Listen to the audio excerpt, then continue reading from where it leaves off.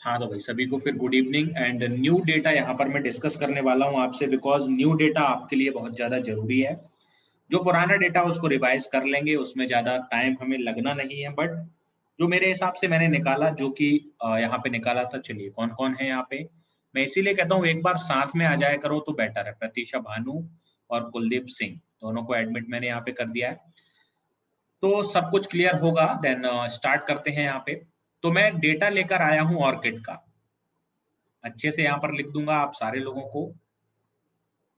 Data orchids के बारे में है, तो सबसे पहले डेटा की हम बात करेंगे। आप चैटिंग में कोई कुछ भी नहीं लिखेगा, बिकॉज बार बार मुझे यहाँ पे मैसेज शो होता है। तो ऑर्किड का सभी को पता है एनआरसी। एनआरसी का फुल फॉर्म क्या होता है? National research centre for orchids. अब आप लोगों को सभी को पता होगा हालांकि, बट मैं ये क्यों बता रहा हूं अभी आपको पता चल जाएगा। ये आपका इसका मेन जो आपका हेडक्वार्टर है वो कहाँ पे है? पैक्योंग में है। और जो पैक्योंग है वो आपका सिक्किम में है। ठीक है भाई।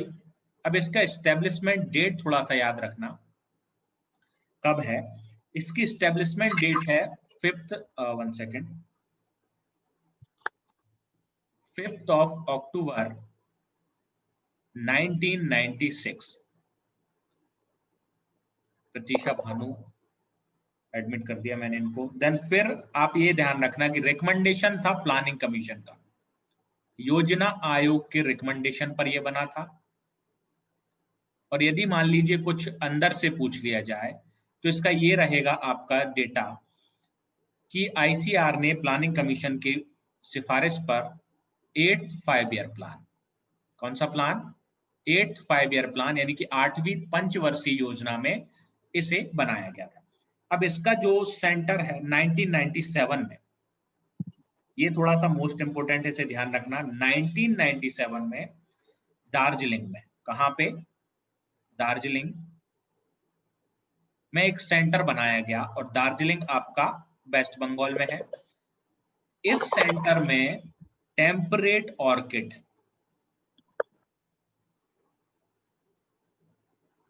टेम्परेट ऑर्किड का यहां पर किया जाता है प्रवर्धन, प्रोपगेशन। और ये जो पैक्योंग सिक्किम है ना, इसमें करते हैं हम ट्रॉपिकल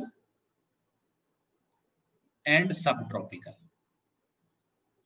तो ये क्वेश्चन आपसे पूछा जा सकता है, और ये क्वेश्चन आने के बहुत चांसेस हैं कि देखो दार्जिलिंग में जो बनाया गया है सब सेंटर, 1997 में इसकी स्थापना की गई थी। दार्जिलिंग वेस्ट बंगाल में, सारे लोग जानते हैं, ओके। बट यहाँ पे टेम्परेट ऑर्किड्स को लगाया जाता है। देन पैक्योंग सिक्किम में ट्रॉपिकल एंड सब ट्रॉपिकल को उगाया जाता है। फिर एक और इसका बनाया गया है कहां पर? ऑर्किड्स जो है, क्वेश्चन आपसे ये भी आ सकता है, ऑर्किड क्या है? ऑर्किड आपका मोनोकोटिलिडन है, मोनोकोटिलिडनस प्लांट है। देन फिर हम आगे चले, आगे बात करेंगे। और इंडिया जो है ना, इंडिया में ऑर्किड का जो सोर्स है वो सबसे ज्यादा है, और इंडिया में ऑर्किड को सबसे ज्यादा प्रधानता भी दी जा रही है। फिर हम बात करें कि ऑर्किड के इंडिया में कौन कौन से सोर्सेस हैं, तो सोर्सेस देखो। सर सोर्स मतलब कि इंडिया एक हब है, मानस। इंडिया एक ऑर्किड्स का हब है, यानी कि सबसे ज्यादा स्पीसीज हमारे यहाँ इंडिया में ही मिलती हैं ऑर्किड्स की। ओके सर, हाँ, मतलब बायोडाइवर्सिटी स्पेसीज ज्यादा है। बिल्कुल बिल्कुल, बायोडाइवर्सिटी सबसे ज्यादा इंडिया में ही है। ओके ओके ओके इसके सोर्सेस जी। कहाँ पे मिलेंगे? देखो, नॉर्थ ईस्टर्न हिमालय में, फिर आपका मिलेगा नॉर्थ वेस्ट हिमालय, एंड इसके सोर्सेस आपको वेस्टर्न घाट, जो हमारा वेस्टर्न घाट है वहां पर भी देखने को मिलता है। देन साथ ही साथ आपका अंडमान एंड निकोबार। मतलब ये क्वेश्चन ऐसे बन सकते हैं, इतने शानदार तरीके से क्वेश्चन यहाँ से बन सकता है कि भैया जो ऑर्किड के स्रोत हैं कहाँ कहाँ पर है? North eastern Himalaya, north west, और वहां पे दे दिया अंडमान एंड निकोबार। तो अंडमान और निकोबार में भी ऑर्किड्स मिलता है। ये थोड़ा सा हमें कंफ्यूजन करने वाला पॉइंट वहां पर दिखाई देगा। वेस्टर्न घाट पर इसका क्या है आपका सोर्स हैं, तो वेस्टर्न घाट पर कहां पे? चेताली। और चेताली कहाँ पे है मैं ये आपको बताता हूँ, ये है कर्नाटक में। अभी न्यू ट्रॉपिकल सब सेंटर इसका खोला गया है, new tropical sub centre orchid का अभी खोला गया है चेताली कर्नाटक में, बिकॉज वेस्टर्न घाट में क्या है इसके सोर्सेस हैं, इसलिए। अब हम बात करें इसके कितने जेनेरा हैं, ऑर्किड्स के आखिर जेनेरा कितने हैं। तो ऑर्किड के जेनेरा हैं हमारे पास 1000 तो इसके जेनेरा हैं, और इन जेनेरा में स्पीसीज कितनी है, स्पीसीज है 25,000 टू 35,000, इतनी स्पीसीज हैं। और इतने में से इंडिया में लगभग 1300 स्पीसीज ऑर्किड्स की है। अप्रोक्सीमेटली डेटा है ये, ध्यान रखना, ये अप्रोक्स है। इंडिया में 1300 स्पीसीज ऑर्किड्स की है, तो ये डेटा है। फिर इसके आगे हम चलें, बात करेंगे। तो दार्जिलिंग का कैंपस मैंने बता दिया टेम्परेट ऑर्किड के लिए है, वेस्ट बंगाल में है। एंड जो एरिस सेल होती थी पहले हमारी एग्रीकल्चर में, ध्यान रखिएगा, उनका आजकल ना न्यू नेम कर दिया गया है, उनका न्यू नेम यहाँ पर हो गया है प्रतीक्षा। भाई प्रतीक्षा शायद कनेक्ट नहीं हो पा रही है, बार बार मुझे यहाँ पे प्रतीक्षा जी और प्रीति शुक्ला को एडमिट कर दिया मैंने। चलिए, तो मैंने क्या बोला, यहाँ पे जो एरिस सेल है उनका न्यू नेम आजकल हो गया है, क्या नेम हो गया है, AKMU। 1 सेकंड भाई, AKMU, तो इसका फुल फॉर्म पूछा जा सकता है, ऐसा मुझे लगा, agricultural knowledge management unit, agricultural knowledge management unit, ये इसका नया नाम है। पहले इसका एरिस सेल नाम हुआ करता था। ये जो एरिस सेल होती थी ना, ये हमारी होती थी जहां पर बहुत सारे कंप्यूटर वगैरह रखे होते थे ना, तो हमारी कॉलेजेस में आपने एरिस सेल देखे होंगे। देन फिर हम बात करें ऑर्किड के एवोल्यूशन की। क्वेश्चन ये भी बहुत अच्छा बन सकता है कि आखिर ऑर्किड का इवोल्यूशन कब हुआ, इसकी उत्पत्ति कब हुई, इवोल्यूशन।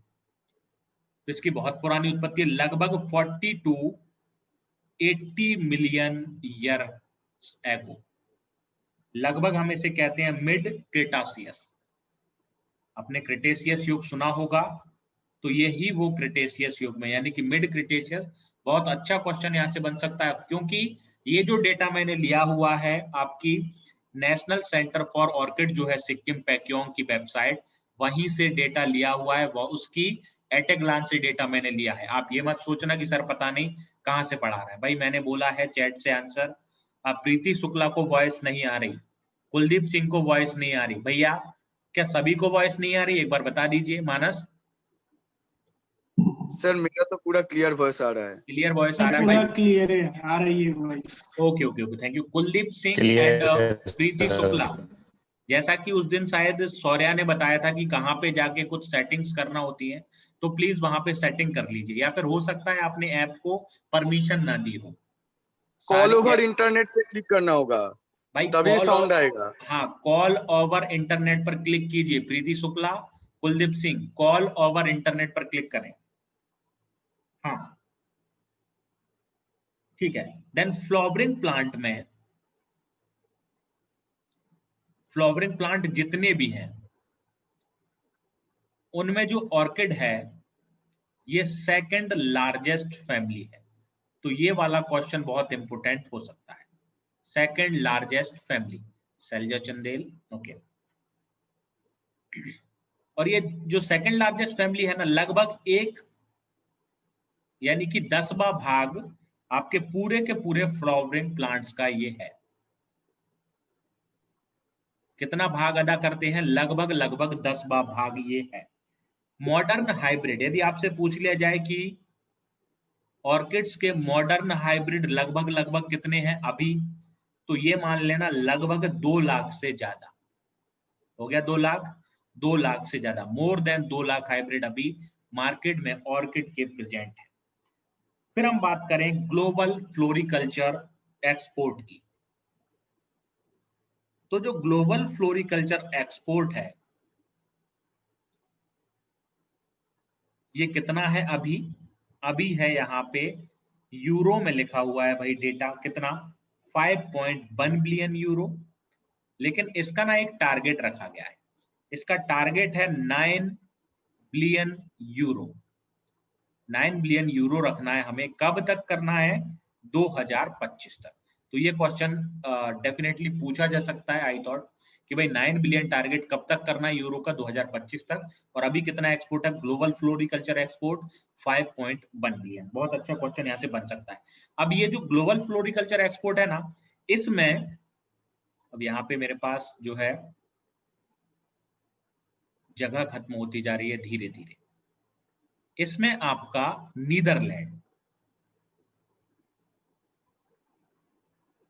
नीदरलैंड अदा करता है 58% भागीदारी।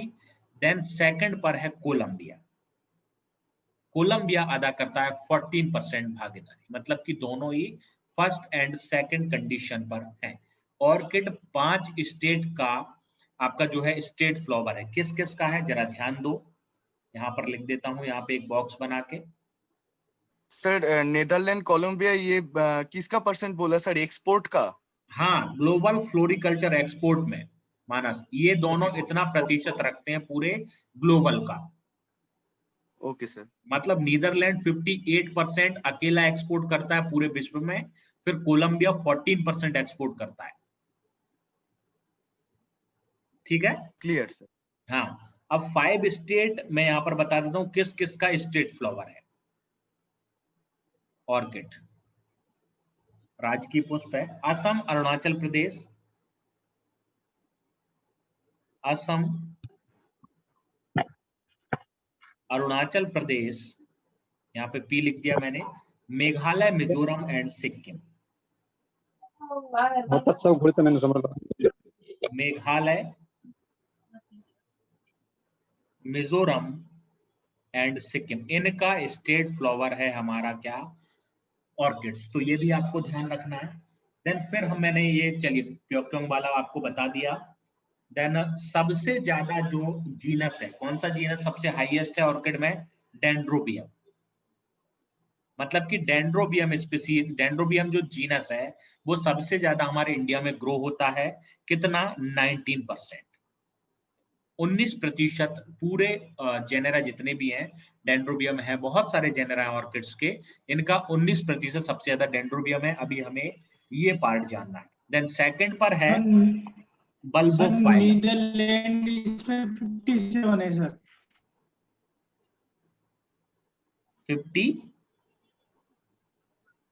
57 मैंने आपको, हाँ तो देखो भाई, 57 नहीं वो पुराना डेटा है, ये एनआरसी की ऑर्किड पे जो एट ए ग्लांस डली हुई है ना, वहां से डेटा लिया है। तो आपसे 57, 58, 59, 60 नहीं पूछा जाएगा, ओके वो सर। थोड़े 57 फिर उसके बाद में हो सकता है 65 दे दें, हो सकता है 45 दे दें, तो थोड़ा डिफरेंट रहेगा डेटा में, इतना पास वाला डेटा नहीं होगा। सर ये कौन सा डेटा है बल्बोफाइलम का? ये बल्बोफाइलम जो है ना, जैसे ये जो डेंड्रोबियम है ऑर्किड की ये जीनस है, ये ना डेंड्रोबियम ऑर्किड का जीनस है, ठीक है। ये इंडिया में सबसे ज्यादा ग्रो किया जाता है पूरे ऑर्किड का 19%। देन बल्बोफाइलम जो है ये सेकंड पर ग्रो होता है, यानी कि डेंड्रोबियम से कम, और ये होता है 8%। क्लियर हो गया? Yes sir. हाँ, ये ग्रो करने की, ग्रोइंग की बता रहा हूँ कि इतना ग्रोथ इनकी होती है। चलिए अब इसके बाद में कुछ वेराइटीज हैं तो वो भी मैं आगे बता दूंगा। अब अपन देख लेते हैं, कुछ रिवीजन कर लेते हैं। ये मैंने ऑर्किड का न्यू डेटा आपको बता दी, ऐसा डेटा मैं डेली आपको दूंगा, ज्यादा डेटा नहीं दूंगा, 3 से 4 पेज का डेटा दूंगा। डेली इनको पढ़ते जाना, डेली आप इन्हें रटते जाना बस भाई, ज्यादा मैंने डेटा नहीं दिया। यदि आप 2 से 3 बार इसको मेरी क्लास एंड होने के बाद पढ़ लोगे ना, ऑटोमेटिकली मतलब आराम से याद हो जाएगा, कोई ज्यादा डिफिकल्ट डेटा इसमें है नहीं। फिर आगे ये अपन ने बता दी। अब मैंने बात करेंगे हम फिजियोलॉजिकल डिसऑर्डर इन कार्नेशन। तो आपसे क्वेश्चन पूछा जाएगा कि जो कैलक्स की स्प्लिटिंग होती है वो किसका फिजियोलॉजिकल डिसऑर्डर है। तो कैलक्स की स्प्लिटिंग है कार्नेशन का फिजियोलॉजिकल डिसऑर्डर। अभी आखिरकार होता क्या है, कैलक्स स्प्लिटिंग होती क्या है? अरे भाई नीचे कैलक्स हमने बताया हुआ था कि ये हमारा फ्लावर होता है इस तरीके का। देन यहाँ पर ये जो लगा हुआ भाग होते हैं, ग्रीन ग्रीन कलर के, यहाँ पर आपका इस तरीके से ये पेटल्स हैं। प्रतीक्षा भानु नहीं हो पा रही है आज एडमिट, भाई क्या कर सकते हैं। ये जो हमारे कैलेक्स होते हैं, यहाँ पर जब पेटल्स की संख्या ज्यादा बढ़ती है तो ये बेचारे दूर दूर हो जाते हैं, यानी कि फट जाते हैं, तो ये स्प्लिटिंग है, अलग अलग हो जाते हैं। तो ये होती किस में है? कार्नेशन में होती है, ठीक है। और वेरी कॉमन किस में है? डबल कार्नेशन में। ये जरा ध्यान रखना, क्वेश्चन वहां पर आएगा कि कैलेक्स स्प्लिटिंग किस में है, single carnation, double carnation, both या फिर नन ऑफ दीज। तो मोस्टली डबल। फैक्टर क्या है? जेनेटिकल हो सकता है, न्यूट्रिशनल हो सकता है, एनवायरमेंटल हो सकता है, कुछ भी। यदि मान लीजिए किसी कार्नेशन में जेनेटिक फैक्टर है कि उसमें कैलेक्स स्प्लिटिंग होगा, तो कैलेक्स स्प्लिटिंग होना वहां पर तय है, फिर आप उसे रोक नहीं सकते। आगे चलें, हम आगे बात करेंगे लो टेम्परेचर। लो टेम्परेचर यदि 10 डिग्री सेंटीग्रेड से कम है तो भी कैलेक्स स्प्लिटिंग होगी। लो नाइट्रोजन, यदि नाइट्रोजन का फ्लो वहां पर लो है तो कैलेक्स स्प्लिटिंग हो जाएगा।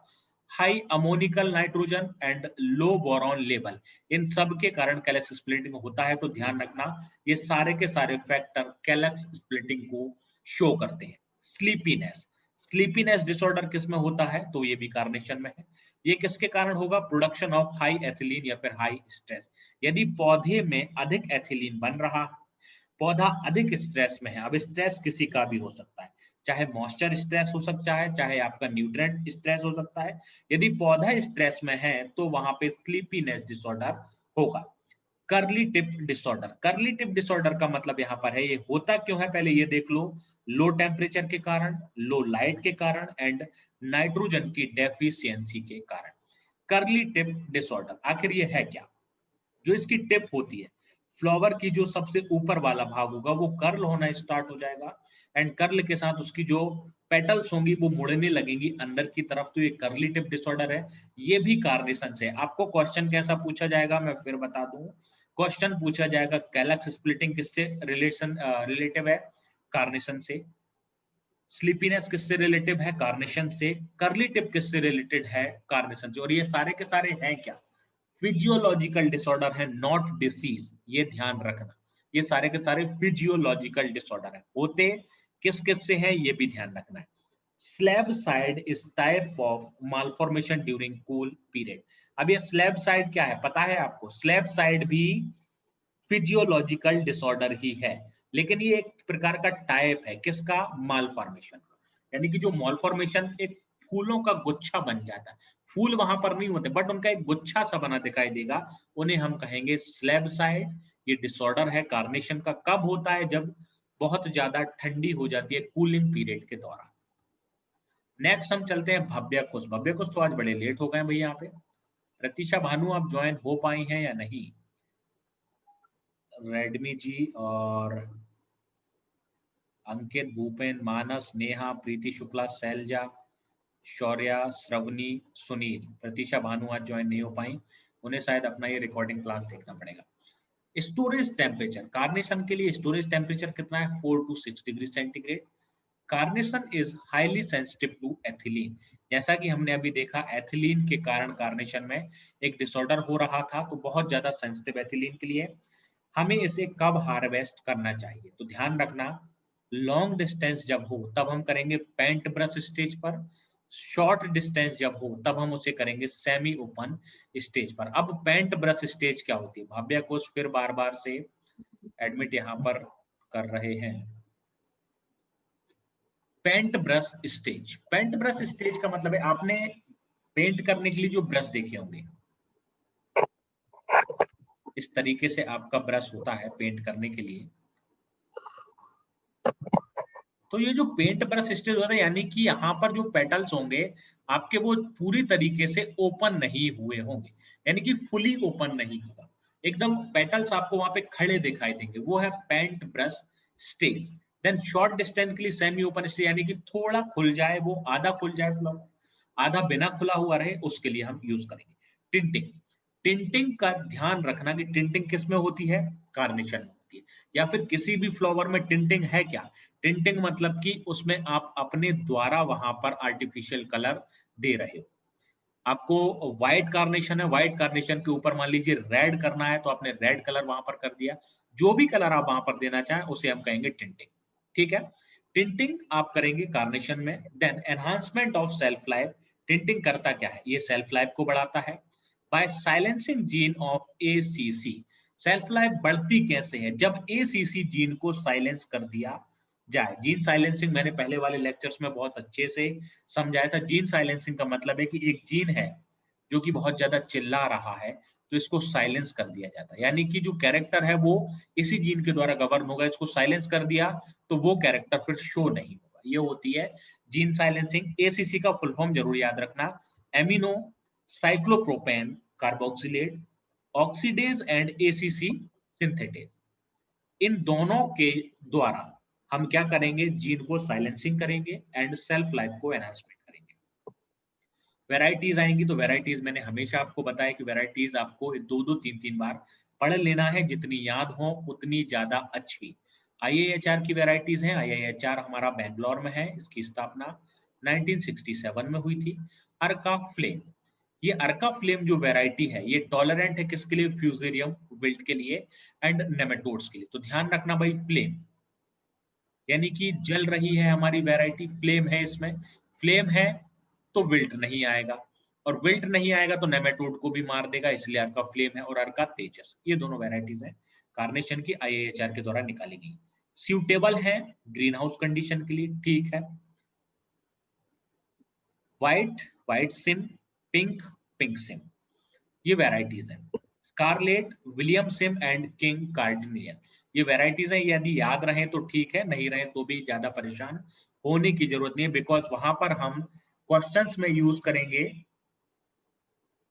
Elimination process. एलिमिनेशन प्रोसेस हो सकता है कि ये जो 3 वैरायटीज हो ये हमें दूसरे फ्लावर की याद हो, तो ऑटोमेटिकली जो बचा हुआ ऑप्शन है वो हमारा आंसर हो जाएगा। फिर हम चलेंगे येलो कलर के लिए वैरायटी है young Midas and golden wonder. Two toned variety का मतलब यह है कि वहां पे एक ही फ्लावर में 2 कलर होंगे, 2 कलर्स वहां पर दिखाई देंगे। डेरिमाइट, ईस्टर्न वंडर, पैलेग्रोनियम एंड पेपरमिंट। ये जो भी यहाँ पे म्यूट नहीं किए हुए हैं म्यूट कर लो, रेडमी म्यूट करो भाई, और तो कोई नहीं है ना, हाँ चलिए। टेट्राप्लॉइड वैरायटीज, टेट्राप्लॉइड कल्टीवार कौन कौन से हैं, सराफी एंड मब्दावियान। रिसेंटली डेवलप वैरायटी है पीको, अच्छी वैरायटी है भाई पीको, देन ध्यान रखना है। लॉन्गेस्ट सेल्फ लाइफ कल्टीवार कौन सा है, रोलैंड। रेसिस्टेंट है फ्यूजेरियम विल्ट के लिए, आर्बेल एंड स्कारलेट। स्कारलेट बहुत पूछा जाता है तो इसको थोड़ा ध्यान रखना। Scarlet is the carnation variety and transgenic carnation है फ्लोरिजेन कंपनी के द्वारा निकाली गई है। ट्रांसजेनिक कार्नेशन कहां से निकाली गई है, फ्लोरिजेन कंपनी के द्वारा। आगे चलें, आगे बात करेंगे। ट्रांसजेनिक वैरायटी है मून डस्ट, ये भी बहुत इंपॉर्टेंट है, इसे तो याद रखना ही है। मून डस्ट किसकी वैरायटी है, कार्नेशन की वैरायटी है एंड ट्रांसजेनिक वैरायटी। कलर इसका है वॉयलेट पर्पल, कलर कौन सा है, वॉयलेट पर्पल। एंड ट्रांसजेनिक है बेटर रूटिंग एबिलिटी, रोल सी जीन। जो ट्रांसजेनिक वैरायटी है उनमें कौन सा जीन बेटर रूटिंग एबिलिटी को प्रदर्शित करता है, तो आपको पता होना चाहिए इस जीन का नाम है रोल सी जीन। नेक्स्ट हम बात करेंगे, चलिए, which species is maximum oil recovery in jasmine। तो मैक्सिमम ऑयल रिकवरी के लिए जैस्मीन कौन सा है भाई, फिर से भव्या कुछ बड़े परेशान है भाई, वो एडमिट ही नहीं होते हैं, क्या करें, क्या बात है भाई, टाइम यहाँ पे कम बचा हुआ है भव्या जी, बड़ी दिक्कत आती है पता है, जो लोग एडमिट नहीं हो पाते बड़ा प्रॉब्लम होता है। Jasmine sambac, jasmine auriculatum and jasmine grandiflorum. तो यहाँ पर देखिए सभी, सर। हाँ चैट में आंसर कर दिए बी, जैस्मिन ऑरिकुलेटम। बहुत अच्छे अंकित, सुनील बहुत बढ़िया। ऑप्शन नंबर बी, सबसे ज्यादा ऑयल रिकवरी ऑरिकुलेटम में होती है। Largest producer of tuberose, tuberose perfume का लार्जेस्ट प्रोड्यूसर कौन है, तो यहाँ पे जहां तक फ्रांस आएगा, ऑप्शन नंबर सी, बहुत बढ़िया। फिर है mostly grown in green house variety of रोज, तो इसके लिए आएगा आपका नॉकफेटी, है ना, option number A is the right answer. है ऑर्किड्स, तो ऑर्किड्स के बारे में थोड़ा पढ़ लेंगे। हाँ क्या हुआ भाई, फर्स्ट एड फर्स्ट रेड सी स्काई, नहीं कॉन्फेक्टी मैंने बताया जहां तक है, first aid I think.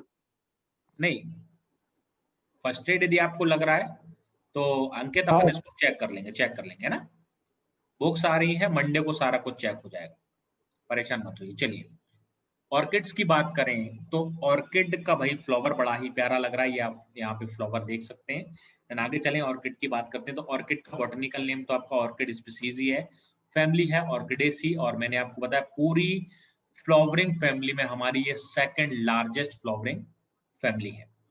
Orchid word आया है ग्रीक से ऑर्चिस, इसका मीन होता है टेस्टिकल।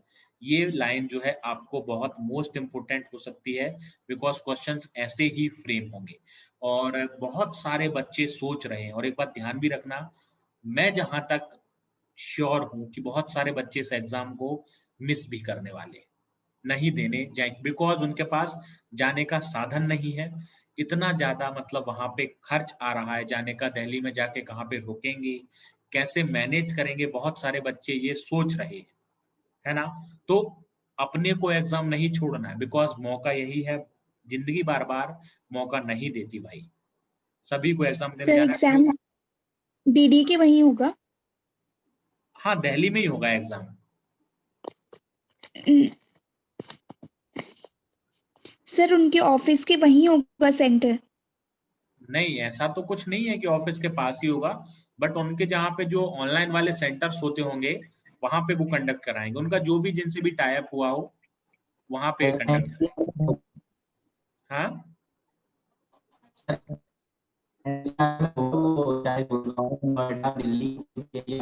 एनसीआर में होगा। हाँ हाँ एनसीआर में ही होगा, वही मैं बता रहा हूँ। चलिए फिर हम बात करते हैं, इंडिया इज अ नेटिव, यानी कि ऑर्किड्स का नेटिव प्लेस कहाँ पे माना जाता है, इंडिया में। And many number of orchids which are found in large quantity in northern eastern hill region. तो मैंने आपको बता भी दिया है कि जो नॉर्थ ईस्टर्न हिमालय है हमारे पास, वहां पर सोर्स है, तो सबसे ज्यादा नॉर्थ ईस्टर्न हिमालय पे है।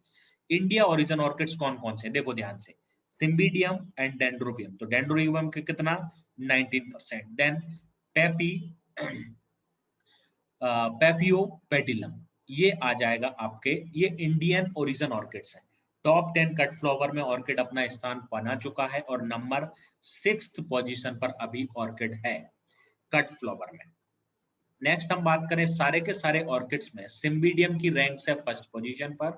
एंड इन फ्लोरिकल्चर क्रॉप्स, देखो यहाँ पर ये जो सिम्बिडियम लिखा गया है ना, ये ग्लोबली है, यानी कि ग्लोबली तौर पर कौन सा सबसे ज्यादा यूज हो रहा है, सिम्बिडियम, बट इंडिया में डेंड्रोबियम, ये थोड़ा सा ध्यान रखना है। And floriculture crops it accounts 3% of the total cut flower production, पूरे के पूरे फ्लोरिकल्चर का लगभग 3% ऑर्किड्स वहां पर अदा कर रहे हैं सिम्बिडियम वाले। India accounts for nearly 7% of the world's orchid biodiversity, contributing 1300 species, तो ये मैं बता चुका हूं, लेकिन पूरे ऑर्किड्स का कितना, सिर्फ 7%, 7% पूरे विश्व का इंडिया में मौजूद है। 80% कट ऑर्किड्स के रूप में यूज होता है, बाकी का 20% कंपोज है पॉट प्लांट्स के रूप में या फिर लूज फ्लावर के रूप में हम इसे यूज करते हैं। तो ध्यान रखना 80% का यूज कट फ्लावर के रूप में है। The Netherlands is the largest exporter, किसका, ऑर्किड्स का। वो जो मैंने ग्लोबली फ्लावर ट्रेड बताया था वो पूरे के पूरे फ्लावर्स का था, नॉट ऑर्किड्स का, ध्यान रखिएगा। 58%, कोलंबिया 14%, लेकिन यहाँ पे ऑर्किड की बात करें तो 39.67% orchid in the world. NRC कहां पर है आपका, पैक्योंग सिक्किम में। पैक्योंग में ट्रॉपिकल एंड सब ट्रॉपिकल ऑर्किड्स का कंजर्वेशन किया जाता है। एंड दार्जिलिंग में टेम्परेट का, एंड एक और सब सेंटर खोला गया है कर्नाटक में, तो वहां पर भी टेम्परेट ऑर्किड, वहां पर भी टेम्परेट ऑर्किड, क्योंकि कर्नाटक तो सॉरी बेंगलोर में ट्रॉपिकल, बेंगलोर में जो कर्नाटक में जो नया आपका सब सेंटर खोला गया ऑर्किड का, वहां पे ट्रॉपिकल ऑर्किड का कंजर्वेशन होगा, ट्रॉपिकल, ध्यान रखिएगा, थोड़ा सा गलत में बोल गया, फिर बोल रहा हूँ ट्रॉपिकल नॉट टेम्परेट। फिर हम चले बात करें सीड की, तो सीड में एंडोस्पर्म एब्सेंट होता है एंड एक्स एल्बुमिनस सीड होता है। एक्स एल्बुमिनस यानी कि एंडोस्पर्म नहीं है तो एल्बुमिनस एंडोस्पर्म के बाहर होगा, तो इसे कहेंगे एक्स एल्बुमिनस सीड। ठीक है, अब आप लोगों से मैं ये पूछना चाहूंगा कि देखिए एक क्लास दिन में ले लें क्या, डे के टाइम पे, डे टाइम पे एक क्लास, हाँ किसी को प्रॉब्लम तो नहीं? जी सर। इसके बारे में ग्रुप पर अपन डिस्कशन करेंगे।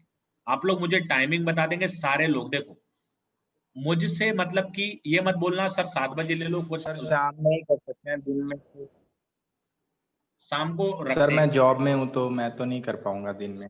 नहीं तो आप रिकॉर्डेड जी, क्लास जी, देखने सर। में देख सकते हैं ना सौरभ भानु, रिकॉर्डेड। जी ये भी सही है आप जी सर, आप अगर आपको सही लगे तो वो भी सही है। हाँ मैं आपको रिकॉर्डेड मतलब कि ये रिकॉर्ड तो करते रहता हूँ, रिकॉर्ड आपको दे दूंगा।